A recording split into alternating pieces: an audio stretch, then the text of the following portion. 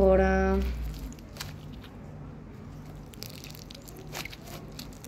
Отново сме тук с birthday кейк слайма. Малко ми омръзна да го мачкам. В смисъл, той по някакъв време омръзна. Това е вярно, обаче иначе е супер як. За тези, които не знаят, аз съм Елина, аз съм Александра, а пък вие сте канала на Александра. Суши. Звънят ми. Хора, първият ни клиент се обажда, именно най-добрата ми приятелка. Се обажда. Кажи първо здравейте. Така, говорихме ти за слайм, който аз съм правила една моя друга приятелка. Александра, познаваш я, май? Не.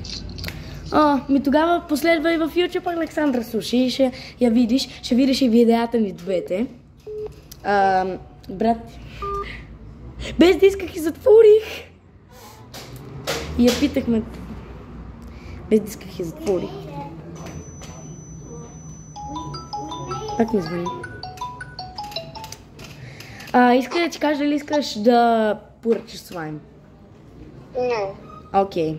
Той се казва Birthday Cake и е с топчета и някакви тук брокат, който ние сме правили, е много як. Той не лепне.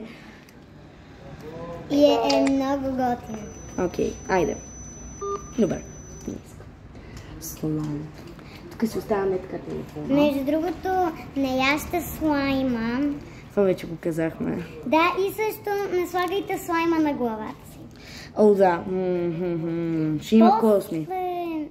Ще има косми. Не, и после ще се залепи.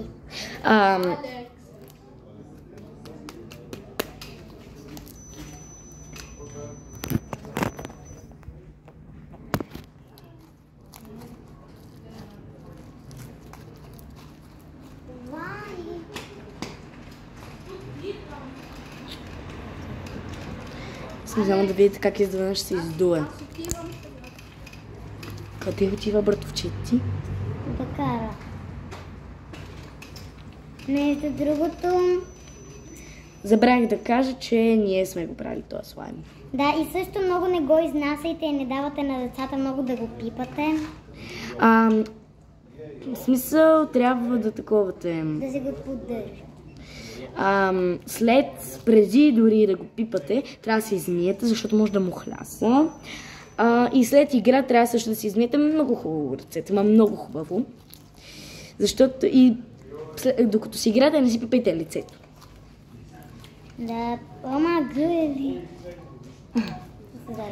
Забравих да кажа, че като цяло... Я дай за момент. Като цяло, ето така, ако ви дойде слаймът, е така, и го махнете, ето тази страна може да някакси лепкава. С пистолета. Остави да е, много е гадно. От тази част, където е поставен, е доста лепка. Please stop! Така, разбрали ме? Защото той е от Швейцария.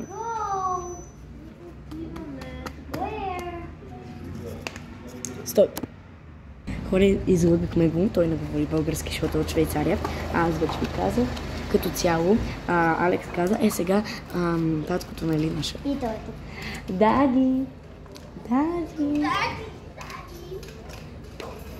И го заплашихме, че ще викне татко ми и почнах да казвам дади. Между другото и...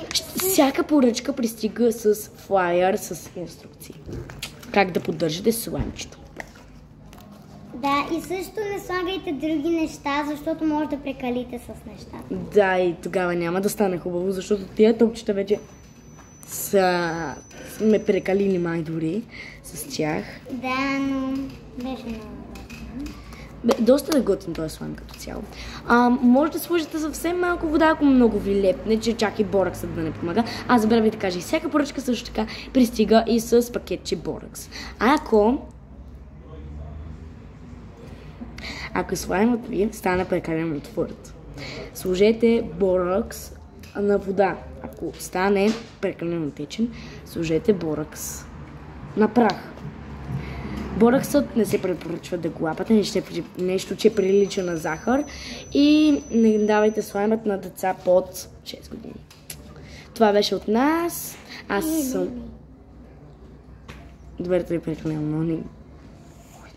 той излиза някой.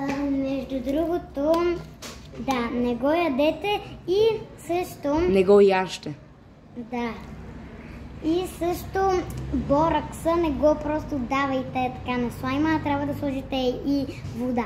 Аз току-що казах, че ако слаймът ви е станал прекалено твърд, трябва да сложите боракс с вода. Ако ви е станал течен, боракс на прах. А това бораксът принципно си е прах. Като цяло, това слайм, приятелите ми само могат да поръчват, нали? Като цяло този слайм е много готин, защото ние сме си го направили и... Малко количество ще остане в нас. И също не получавате толкова много слайм, получавате една купичка с слайм. Ето толкова. Да, просто една купичка. Да. Ако не ви хареса слайма... Не връщаме пари. Само това ще кажа, че не връщаме пари. Колкото и да ви се иска, да ни се молите, не връщаме пари. Не връщаме пари, но слайма просто може да дадете на някой или да го изхвърляте. Ако го изхвърлите, това ще бъде много гадно. Да, защото ние с много труд това го направихме. Страшно много. Затова просто го дайте на някой. На майка си може, ако честно. И най-сетне си тръгна. Можете го да... Май, пак ще го дадете. А той Даниил къде спи? Чакайте, че говорим тук лични неща. Записваме, че ще спре и ще се запишете, когато... Някой звъни. Какво пише? Павел. Знам кой той е. Това е директора, това е шефа. И той като му затвори... И ти като затвори... Опа! Добре хора, след малко ще се видим. Чао!